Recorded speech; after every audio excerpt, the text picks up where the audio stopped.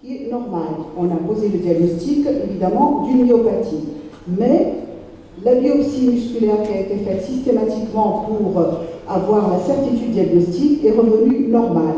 Nous avons repris les explorations, un test au tensilon qui a été contrôlé positif et surtout un test au glaçon positif, ce qui a fait redresser le diagnostic d'une myasthénie. À côté, cette fillette de 12 ans avec un ptosis bilatéral très peu variable et d'installation rapide, avec ophtalmoplégie, fatigabilité et un test au tensilon positif. On a tout de suite posé le diagnostic de myasthénie, mais le traitement instauré de la myasthénie s'est révélé non efficace. On a eu une aggravation de l'ophtalmoplégie avec apparition de troubles neurologiques et d'une dysphonie. Nous avons donc repris les explorations, test au tensilon contrôlé négatif avec une hyperlactacidémie et la biopsie musculaire nous a permis de poser le diagnostic d'une myasthénie. D'une myopathie. Ainsi, pour trancher entre un ptosis myasthénique ou un ptosis myopathique, il faudrait réunir un faisceau d'arguments cliniques, paracliniques. Et tout d'abord, les arguments cliniques, d'abord le ptosis, commun aux deux pathologies.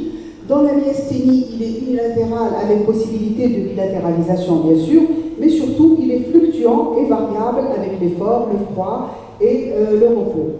Alors que dans la myopathie, il est bilatéral et symétrique, il n'est pas variable. Cependant, il peut être fluctuant, mais même quand il fluctue, il n'y a jamais de régression totale. C'est pour cela qu'on a recours à rechercher d'autres signes, essentiellement le signe de Cogan, le tressautement palpébral et particulièrement le signe du glaçon. Ce signe du glaçon qui n'est pas pathognomonique, mais lorsqu'il est positif, il présente quand même une spécificité de 90%. Donc il y a une correction du ptosis au bout de 10 minutes de la pose d'un glaçon, mais qui va bien sûr réapparaître au bout de 10 minutes après. Deuxième signe, l'ophtalmoplégie, le signe commun. Dans la myopathie, elle est d'aggravation progressive sans diplopie, avec amyotrophie réalisant le faciès du Chiusa. Dans la myasthénie, l'installation de cette ophtalmoplégie est rapide et bien sûr, elle est associée à une diplopie qui est intermittente. Cependant, on a parfois une amyotrophie qui se voit dans les myasthénies chroniques et dans les myasthénies sévères. Pour cela, donc, devant ces signes cliniques qui peuvent, dans certains cas, ne pas pouvoir nous faire trancher entre les deux pathologies, les explorations complémentaires doivent être systématiques. Et d'abord, le test au tensilon ou à la prostigmie. Dans la myasthénie, il est positif, mais il doit être franchement positif. Cependant, il peut être négatif dans 10 à 30% des cas. Mais même négatif, il n'élimine pas le diagnostic. Dans la myopathie, il est négatif, mais on a vu tout à l'heure l'exemple de cette fillette, on peut avoir des faux positifs dans la myopathie. Deuxièmement, le dosage des anticorps antirécepteurs de l'acétylcholine. Dans la myasthénie, ils sont présents dans 60% des myasthénies oculaires et davantage dans les myasthénies généralisées. Lorsqu'ils sont négatifs, on dose des anticorps anti-muscle. Cependant, ils sont présents dans 40% des myasthénies oculaires, mais on peut avoir les deux dosages négatifs, donc des myasthénies, ce qu'on appelle des myasthénies séronégatives. Dans la myopathie, ils sont négatifs, et dans notre série, on a 4 cas avec des dosages négatifs, dont une myasthénie.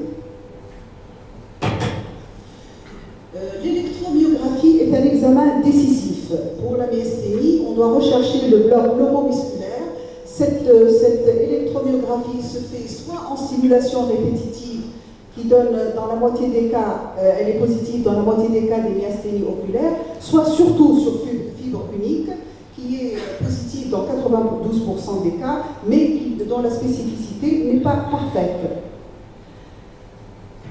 Enfin, dans les examens complémentaires, avant l'avant-dernier examen, la biopsie musculaire, c'est la biopsie du deltoïde. Lorsqu'elle est positive, elle pose le diagnostic de myopathie, en mettant en évidence les fibres rouges déchiquetées avec une accumulation de mitochondries, et l'immunohistochimie permet de spécifier le type de myopathie. Cependant, cette biopsie peut être négative, et elle n'élimine pas le diagnostic. L'ATDM thoracique doit être systématique devant toute suspicion de myasthénie à la recherche d'anomalies thymiques, thymome ou dysplasie et hyperplasie. Et ceci est important parce que dans le traitement, la thymectomie peut entraîner des rémissions.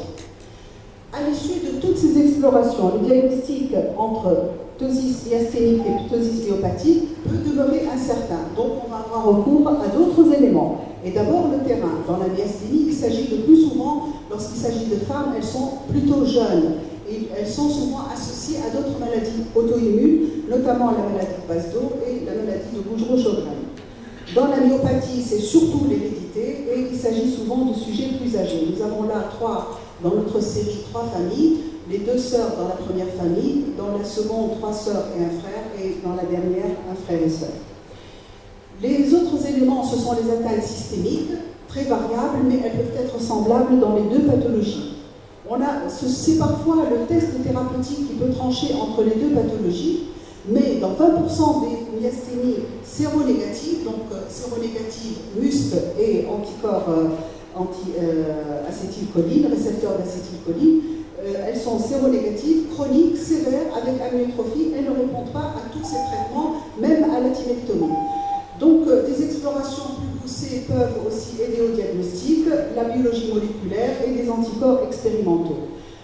Au final, il demeure des cas où cette démarche diagnostique n'aboutit toujours pas. Est-ce qu'il s'agit d'une coexistence d'une myasthénie ou d'une myopathie chez les patients? C'est ce qui a été avancé par certains auteurs. Je vous remercie.